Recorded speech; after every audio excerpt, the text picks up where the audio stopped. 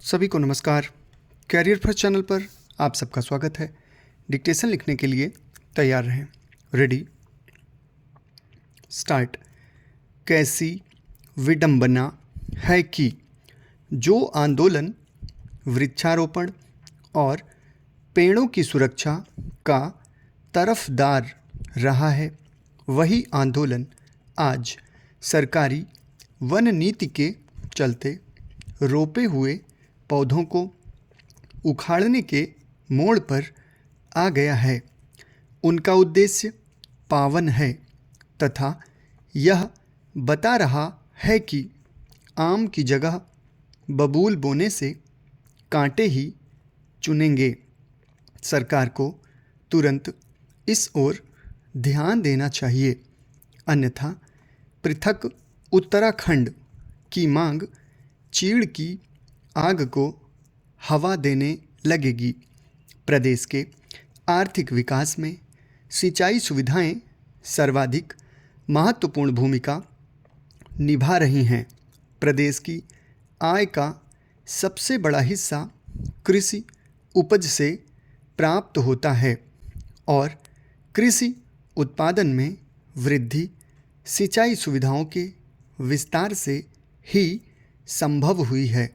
यह सिंचाई सुविधाओं का ही चमत्कार है कि हमारा खाद्यान्न उत्पादन, जो पहली योजना के दौरान वर्ष 1955-56 में केवल 120 लाख टन था, वही छठी पंचवर्षीय योजना के अंतिम वर्ष 1984-85 में 300 लाख टन तक पहुंच गया।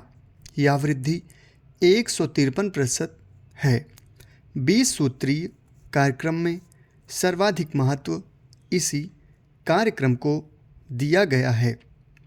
देश के मुख्यमंत्री ने शासन की बागडोर संभालते ही जिन कार्यों को सर्वप्रथम अपना दायित्व समझते हुए सर्वोच्च प्राथमिकता दी, उनमें सिंचाई सुविधाओं का विस्तार प्रमुख है।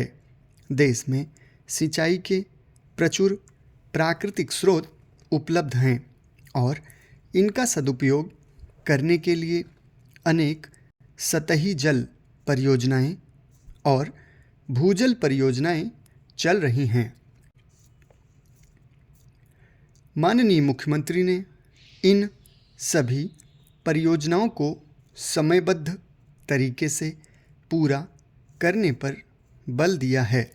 सिंचाई विभाग के अभियंताओं को आदेश जारी किए गए हैं कि वे टूटी हुई नालियों की मरम्मत का कार्य युद्ध स्तर पर करें और नहरों की सफाई का कार्य शीघ्रातिशीघ्र पूरा करें, ताकि किसानों को इसका पूरा लाभ मिल सके।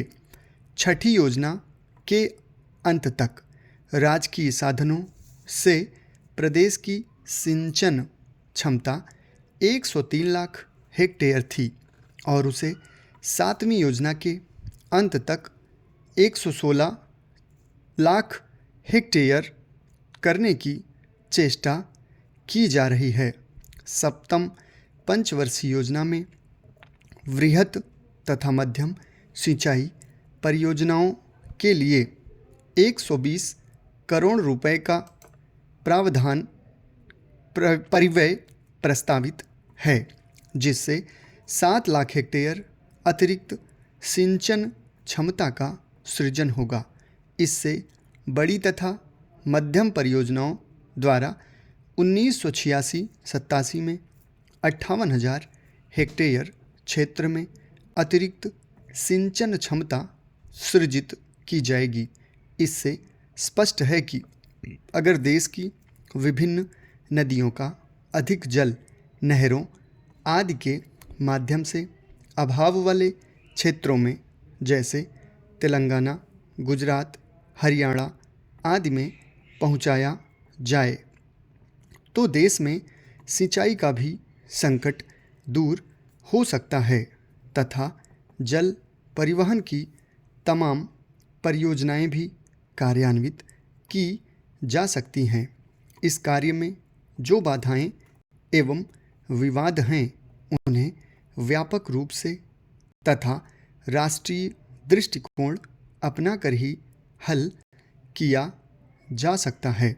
समाप्त। धन्यवाद।